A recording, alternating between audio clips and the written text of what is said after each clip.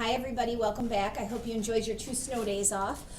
Today we're going to introduce balancing equations. So we're still in our naming and formula writing packet, and we're in the section about balancing equations. So if you could flip in your note packet, let me show you where it is, to the notes on balancing equations. It looks like this. It's like the second to last page in the packet. Before, I want to just clear up some language issues. There's some new terminology, maybe new, that we need to talk about. When I tell you about balancing equations, I'm going to be using these words, so I want to make sure that you know what they are. Generally, there are 2 parts to a chemical equation. There's the stuff that you have before the reaction begins, okay? For example, if I take baking soda and vinegar, let me grab some of that. All right, I'm back. So I have the ingredients. I have some baking soda. So this is one of our ingredients to this reaction. Baking soda is the common name. The actual name for baking soda is sodium hydrogen carbonate. So baking soda is this. That's one of our ingredients. And we're going to mix that with vinegar, okay?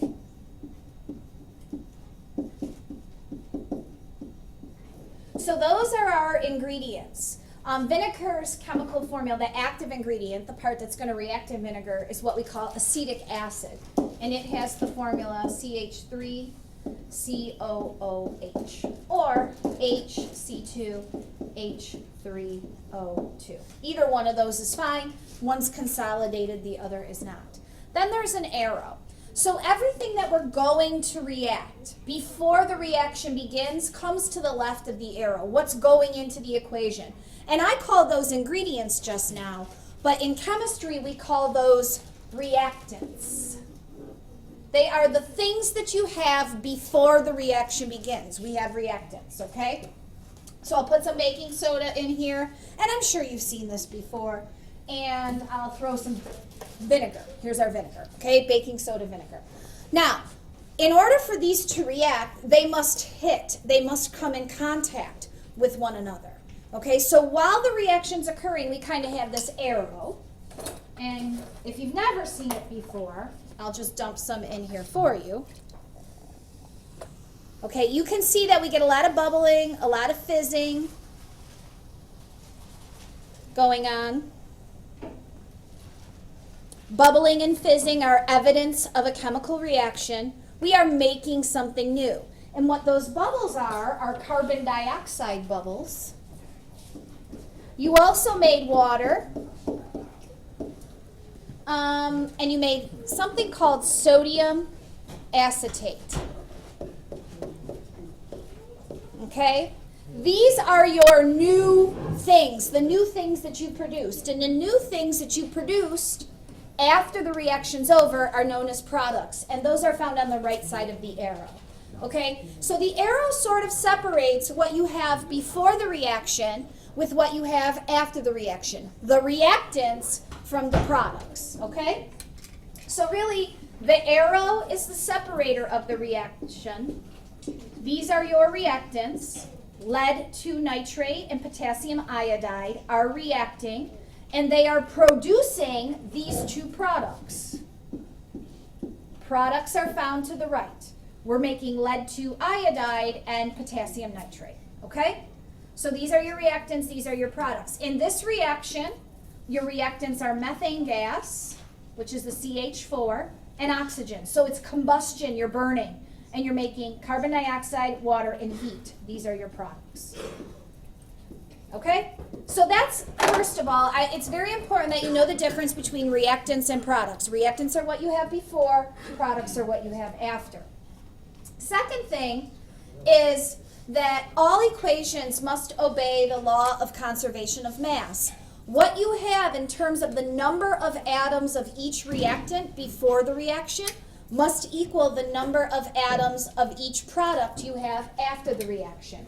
And if we go back to my example, here, if you count your NAs, there's 1 Na here and 1 Na here. If you count your carbons, there's 1, 2, 3. Notice we count per element carbon. There's 1, 2, 3 carbons. If you count your hydrogens, there's 1 here and 4 here, so that's 5.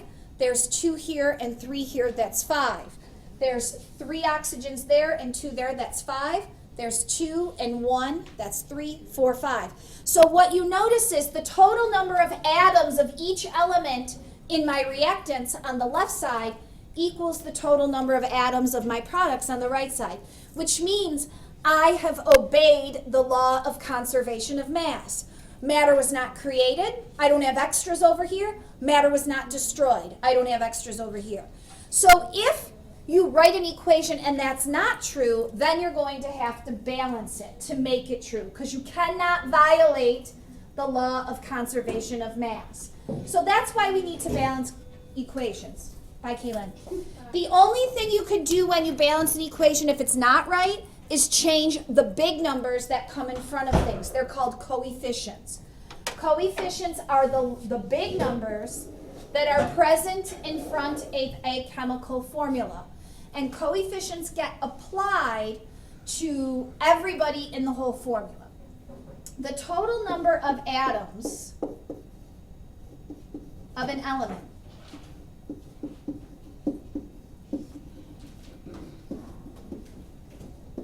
is always equal to the coefficient, which is the big number, times the subscript.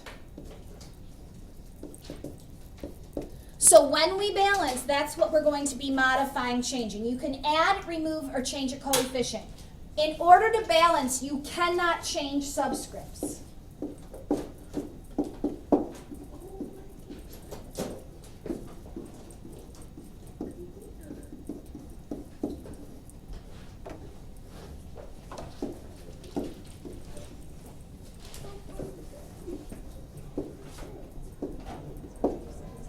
So you cannot change the subscript when you're balancing, because that will change the identity of the chemical formula. So first I want to start just by counting. That is the first step when you balance an equation. So when you balance your equation, you're going to count your total number of atoms. In your note packet, you have a page that says atomic tallies. It looks like, I think you have to go a page prior to where you are right now. It looks like this. It says atomic tally, it's page 55. And I just want to count a couple things. So for example, you're given NaCl, okay? What elements are there? Every capital letter is a new element. So you have element sodium and you have element chlorine. All we're going to do is count the total number of atoms. Remember, the total number of atoms of each element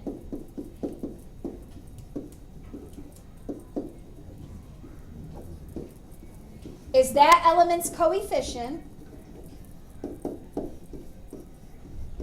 times its subscript.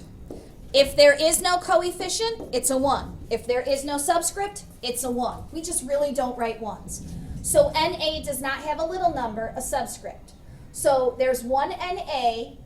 You take the coefficient, 3 times 1, that gives me 3 total atoms of Na. Because having NaCl with the 3 in front means you have NaCl 3 times. So instead of writing it out like this, we just place a little 3 in front like that, okay? Same thing with the Cl, right? The subscript is 1, 3 times 1 gives me 3 atoms of chlorine. Again, I want to make sure we can count right before we move forward. Take a look at the next one. 2C2H6, 12, O, 6. So we're going to count the total number of atoms of each element. How many atoms of carbon are there here represented? 2 times 6 gives us 12. How many atoms of hydrogen? See, this is why you need to know your multiplication facts. 2 times 12 gives you 24. And how many atoms of oxygen? 2 times 6 gives you 12. So there's 12 atoms of carbon, 24 hydrogens, and 12 oxygens. Let's look at the next one. Okay, this one's tricky. They're going to get harder. Here's why this is tricky. There's carbon in 2 places. So one of the things that you can do before you distribute is you can consolidate this. You can call this C2H12. 3 and 1 is 4, O2. And then take your coefficient and multiply it. Now it's easier, right? 4 times 2 gives you 8. 4 times 4 gives you 16. And oxygens there should be 8 of. If you didn't want to do it that way, you could have actually listed your carbon twice. So you would have had 4 carbons here and 12 hydrogens there, and then another carbon, right? Another 4 carbons, and then 4 oxygens, and then 4 oxygens, and then 4 hydrogens, right? And then later add them all together. But I just think it's easier to consolidate it first. You'll get the same answer, whichever way you choose to do it. All right, we have 10C4H10. Why don't you go ahead and do that one on your own? I think that one's pretty straightforward. But the next one isn't. Okay, so how many carbons did you get? You should have gotten 40. And how many hydrogens did you get? You should have had 100. 10 times 10 is 100. That's a lot of atoms of hydrogen. Okay. Check this one out. Okay? We have BA. Now, how many BAs are there? What is the subscript for BA? Don't say 2. There's no number next to BA. It's a 1. Okay? This 2 only goes for what's inside the parentheses. Okay? It gets distributed to everybody inside the parentheses. So that would be, normally we would have had 2 NAs. 2 times 3 gives us, Ns. Normally we would have had 2 Ns. 2 times 3 gives us 6 Ns. We have 3 BAs, and how many oxygens? 2 times 3 gives us 6. 6 times 3 gives us 18. Finally, I want you to do the last one on your own. Count. We'll see if you can count correctly. I want you to tell me how many aluminums, carbons, and oxygens, okay? Tomorrow in class, we're going to do some practice formula writing, but where we're headed with this is using our counting abilities to determine if an equation is balanced or not balanced, and then being able to fix it if it's not balanced, okay? But that will be the video for the weekend. Right now, I just want to see if you can count properly, because if you can't count properly, you can't do anything else. Have a great night, everybody. We'll see you in class tomorrow. Bye-bye.